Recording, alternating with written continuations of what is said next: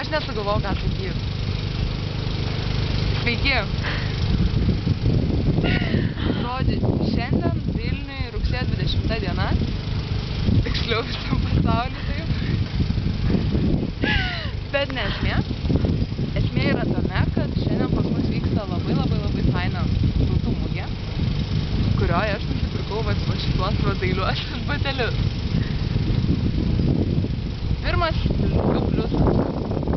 Niekada nesušalsiu kojų. Antras pliusas. Galėsiu kojas daužyti lovos kampą ir neskaudės. Ir šiaip.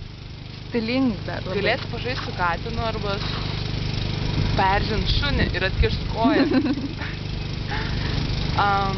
Kas dar gero jūs yra? Stilingi, labai gražūs. Jo, jie yra labai stilingi, kaip ir mano šitie batukai, bet šitie stilingesni. Aš manau, kad jeigu išeičiau taip į miestą, tai ne vienas žmogus palydėtų mane žvilgsnį. Aš manau, visi sutiks su tuo, ne?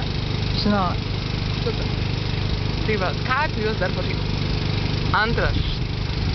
Ne kiek geras, kiek blogesnis variantas, jie labai veliasi. Apelia visus rūbus.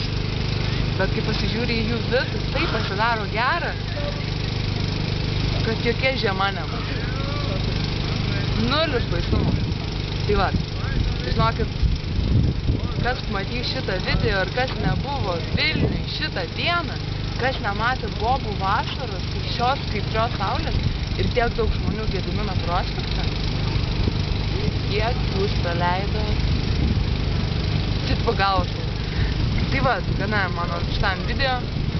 Ciao.